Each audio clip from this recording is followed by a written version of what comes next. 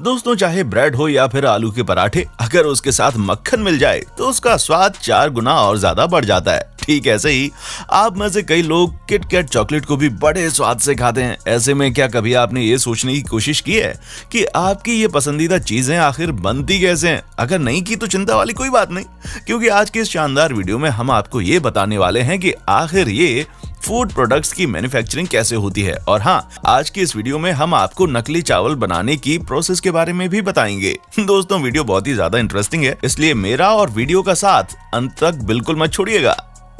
अनमोल biscuits. दोस्तों सबसे पहले बात करते हैं अनमोल बिस्किट की, क्योंकि चाय के साथ बिस्किट का मजा ही कुछ और होता है। और ऐसे में जब बात अनमोल बिस्किट की आती है तो उसका काम वेयर हाउस से शुरू होता है, जहां पर मैदे को मिक्सिंग मशीन में डाला जाता है।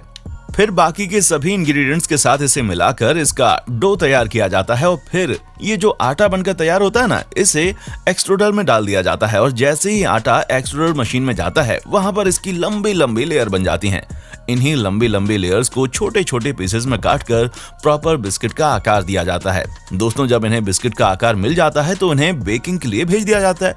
और जैसे ही ये बिस्किट बेक होकर आते हैं, उसके बाद इन्हें दूसरी मशीन में भेजा जाता है, जहां पर इनके ऊपर क्रीम लगाई जाती है। और फिर दूसरे बिस्किट को उसके ऊपर मशीन द्वारा सेट करने पर जब बिस्किट सैंडविच बनकर तैयार हो जाता है तो इन्हें पैकिंग मशीन के अंदर डालकर आपके पास की दुकानों में भेज दिया जाता है।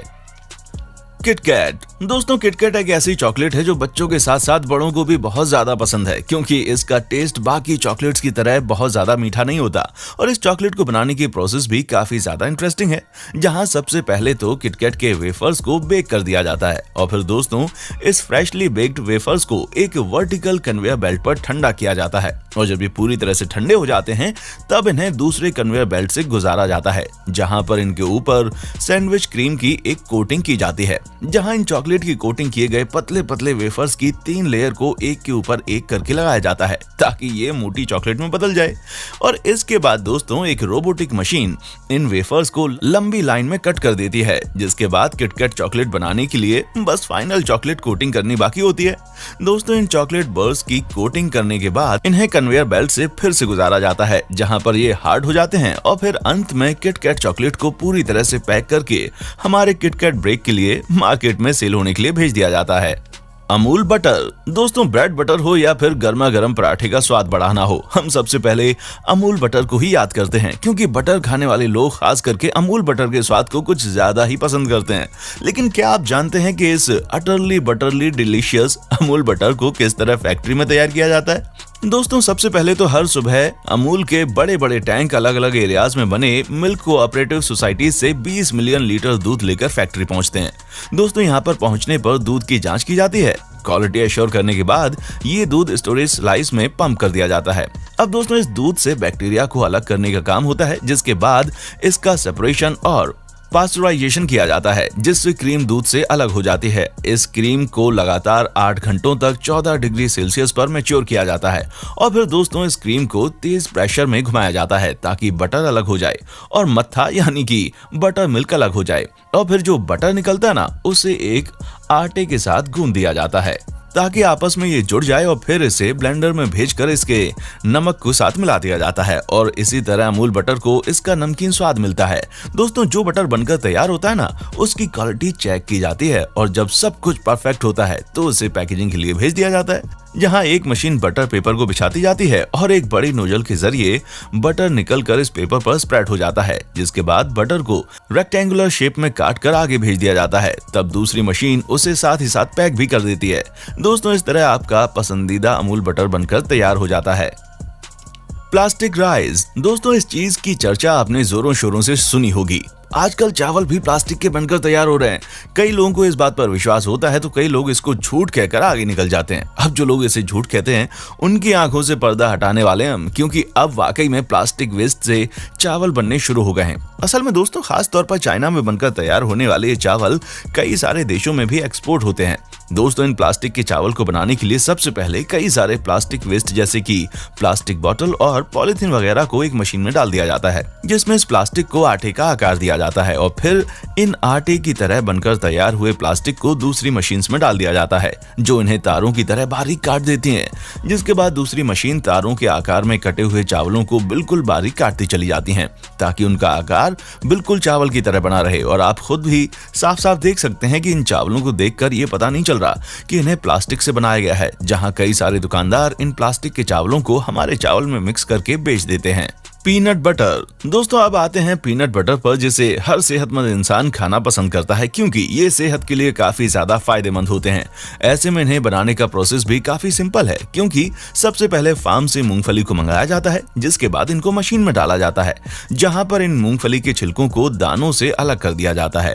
दोस्तों जब मूंगफली के दाने अलग हो जाते हैं तो असल मायनों में पीनट बटर बनाने का प्रोसेस शुरू होता है, जहां सबसे पहले प्रोसेस तो रोस्टिंग का होता है। इसीलिए इन पीनट के दानों को यानी कि मूंगफली के दानों को रोस्टर से गुजारा जाता है। इस कन्वेयर बेल्ट पर टेम्परेचर 330 डिग्री पर मेंटेन करके रखा जाता है। यहीं पर इन मूंगफली के दानों को 1 से 1.5 घंटे रोस्ट किया जाता है। जब मूंगफली रोस्ट हो जाती है तो इसकी ऊपर की स्किन निकाल दी जाती है और फिर दोस्तों इसके बाद पीनट को ग्राइंडर में भेज दिया जाता है, जहां इनमें नमक को मिलाया जाता है। बहुत ही अच्छी तरह से ब्लेंड हो जाने के बाद इस बटर को कांच के जार में भर दिया जाता है और कंपनी इस पर अपना लेबल लगा देती है। जी हाँ, इसको बनाने का तरीका बहुत ही ज्यादा सिंपल है, क्योंकि इस पूरे प्रोसेस में ज्यादा कुछ करना नहीं रहता। सिर्फ मूंगफली के दानों को एक सर्टेन टेम्परेचर पर रोस्ट करना होता है, ताकि उसके अंदर का स्वाद और ज्यादा निखर कर आ जाए और फिर अच्छी तरह से ग्राइंड करके उसमें नमक डाल देना होता है और बनकर तैयार हो जाता है आपका पीनट बटर, जो सेहतमंद लोगों को कुछ ज्यादा ही पसंद होता है। बाकी आप क्या अपनी सेहत बनाने के लिए पीनट बटर का इस्तेमाल करते हैं या फिर नॉर्मल बटर से काम चलाते हैं? अपने जवाब हमें नीचे कमेंट में बताना ना भूलें। Oreo cookies. दोस्तों ओरियो बिस्किट बनाने के लिए एक ब्लेंडर में खूब सारा रिफाइंड शुगर और 2 तरह के कोकोआ पाउडर्स मिलाए जाते हैं, ताकि ओरियो को उसका यूनिक टेस्ट और कलर मिल सके। दोस्तों इसके बाद इस मिक्सचर में नमक और कई तरह के स्पेशल इंग्रेडिएंट मिलाकर इन्हें अच्छी तरह से मिक्स किया जाता है और फिर इसमें मैदा मिलाकर ब्लेंडर में छोड़ दिया जाता है। जब ये सभी चीजें अच्छी तरह से ब्लेंड हो जाती हैं तो ये पूरा मिक्सचर आटे की तरह बन जाता है और फिर इस पूरे बैटर को मोल्डिंग मशीन में डालकर इसे बिस्किट की शेप दी जाती है। उसके बाद इन बिस्किट को बेकिंग के लिए भेज दिया जाता है। जैसे ही बिस्किट बेक हो जाते हैं, इनमें बस क्रीम लगाकर बिस्किट सैंडविच बनाना बाकी रह जाता है, क्योंकि क्रीम लगाकर बिस्किट सैंडविच बन जाता है और इसे पैकिंग के लिए कन्वेयर बेल्ट में भेज दिया जाता है और अंत में बच्चों की पसंद का ओरियो बिस्किट मार्केट में आने के लिए पूरी तरह तैयार हो जाता है।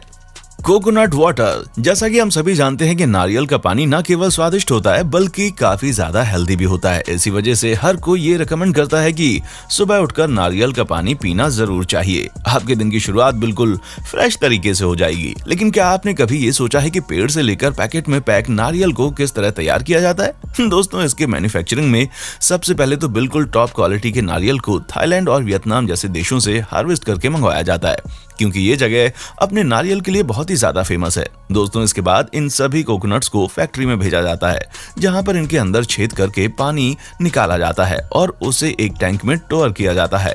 पर दोस्तों पैकेट में जो आपको नारियल पानी मिलता है वो नेचुरल नारियल पानी से थोड़ा सा अलग होता है, क्योंकि उसे फिल्ट्रेशन, पास्चुराइजेशन और कूलिंग के प्रोसेस से गुजरना होता है, जिसकी वजह से ये पानी साफ और बैक्टीरिया फ्री हो जाता है। इस प्रोसेस के बाद टेस्टी नारियल के पानी को पैकेट में पैक कर दिया जाता है और आप यकीन नहीं मानेंगे कि फैक्ट्री में मात्र 3 घंटे के अंदर ये सारा प्रोसेस कंप्लीट हो जाता है।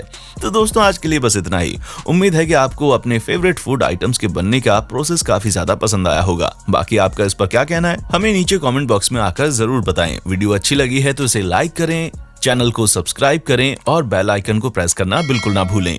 देखने के लिए शुक्रिया।